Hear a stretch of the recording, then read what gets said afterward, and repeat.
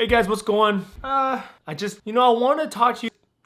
You know what? Maybe it'll be easier if I just show you what we're gonna do and talk about today. Come on.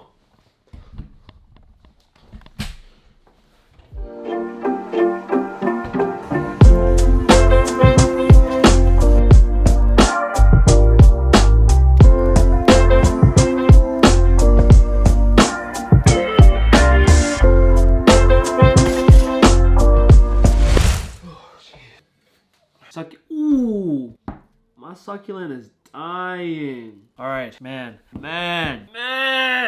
Oh, man. Yeah, sorry guys, I haven't been uploading for a little while. I've been really busy. This video is actually supposed to go up a little while ago on the day I did my deadlift. So on September 10th, that is basically when I did my deadlift of 500 pounds. And I kind of wanted to use that footage and that day to basically talk to you about 3 things that I think would really help you about your sumo deadlift and some basics to it as well. Just so you guys know, usually I don't do videos like these, or maybe I do. They're kind of like more vloggy usually, but let's just keep going anyways. Today is going to be episode 9, I believe, and we're a little bit behind, but that's okay. I hit my 500 deadlift and it felt really good. So I'm sure a few of you already know what a sumo deadlift is, and basically conventional is when you're like deadlifting with straight legs, and sumo is kind of basically when your legs are spread out and you look like a sumo wrestler. Yeah, that's basically what we'll be talking about today. To start off, the sumo deadlift is highly technical, but of course technique varies from person to person just because all their bodies are slightly different. But of course technique varies from person to person just because all our body shapes are a little bit different. Some of us might have a longer torso, some of us have longer arms and all that kind of good stuff. So, you know, form is going to look very different depending on your body. Now, one thing that I should mention that it's also important that you always wear deadlift slippers or anything that's very low to the ground. Something that's very low, the lower it is, the better lift you'll probably get. Once you have figured out the most optimal foot placement for your specific body, it's important to figure out whether you brace better when you are leaning over the bar, or maybe you're a little bit more upright from the bar. You kind of have to experiment until you find out. It took me like 2 years to figure out what worked for me. And of course, your arms should be basically dangling downwards. They shouldn't be bent at all, and they basically act like chains or ropes that hold onto the bar as you lift up with your body. So now that we kind of get an understanding of what the sumo deadlift is, it's time for us to talk about 3 quick tips that I think will help you with your sumo deadlift and some basics that you might already know or don't know at all.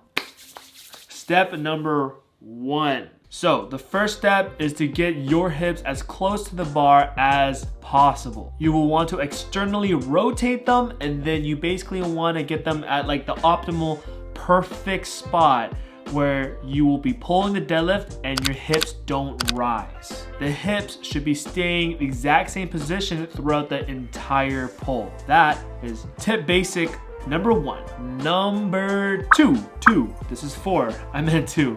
Something that you will also want to do is you also want to externally rotate / supinate your arms as you are gripping the bar. After you grip the bar, something that you also will want to do is kind of give yourself, here, let me just show you. You will also want to squeeze your lats as tight as possible. So these are your lats and you really want to squeeze them. And the mental cue that you will want to use, that I use, that my coach gives me, is you basically want to pretend you have an orange underneath here and you're squeezing as hard as you can, squeezing it so that the juices come out. Obviously, we're not gonna do it here because this is a perfectly good orange and I'm using it because I need it for myself. It's good for my cramps. I'm not getting this on video.